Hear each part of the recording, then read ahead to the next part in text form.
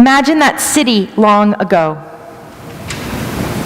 Imagine this ancient city with rock-hewn buildings and dusty paths and palm trees along the way. Imagine crowds pouring into town for the Passover feast. And imagine the frenzied ruckus that happens when this man who has been traveling around the countryside, healing people, suddenly comes into town riding on a donkey. It is a strange sight, especially when you hear the people yelling to this man on a donkey, "Save us!" What is this? What sort of saving power must this man on a donkey have? Imagine where you might be in town. Are you already there? Did you hear word that he was coming? Did you already go and grab a branch down from a tree? Are you standing waiting? Have you already seen the miracles that he performs?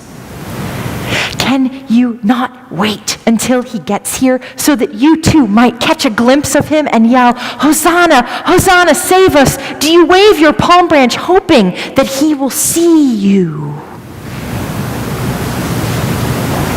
Or have you not yet heard of this one who comes in the name of God? Are you somewhere at home? Are you somewhere at work? Do you hear a ruckus outside?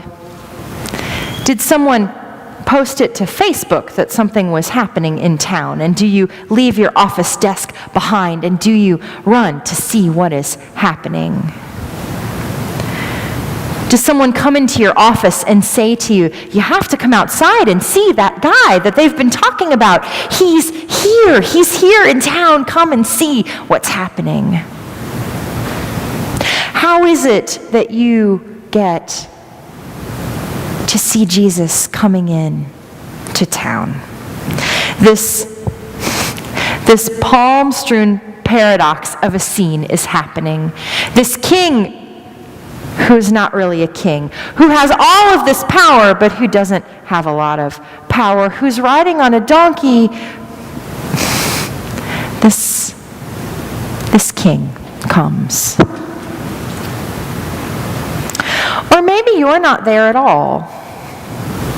Maybe you're somewhere else in Jerusalem, entering the city for Passover.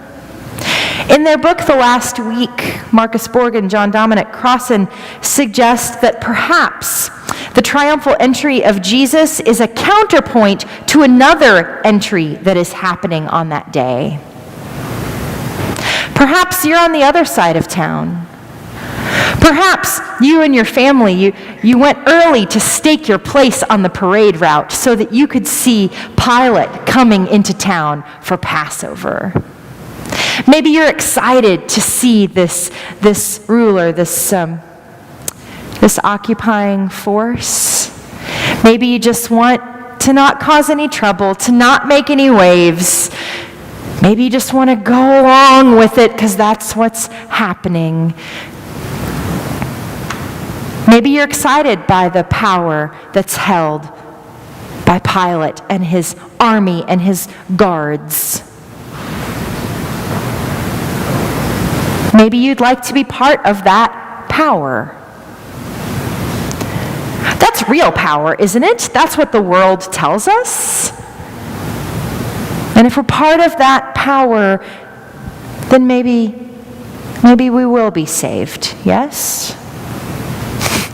What sort of power to save does a guy on a donkey have anyway?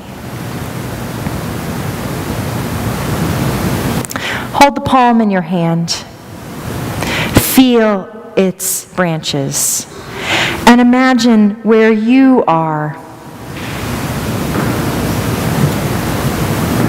Imagine where you are in that vast landscape. Perhaps you are in multiple places. We are hardly ever all one thing or another, are we? We are often a mix. Yes, we are often a mix. And so it shouldn't shock us that later in the week, those crowds that yelled, "Hosanna, save us," yell, "Crucify him." Because we are just as fickle. Because we are human beings after all. And so it's good to think that this green thing that is so full of life will, a little less than a year from now, be burned and turned into ash, and that it will be smudged on our foreheads in the sign of a cross, that this sign of resurrection will be made with ash on our heads. As a reminder that there is a cycle in life, yes, of new life and of death, and that this cycle happens all the same. Hold the palm in your hand. Imagine what it will be less than a year from now. Add that into the landscape of where you are.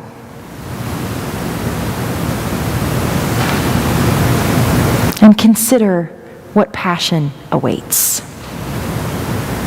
Amen.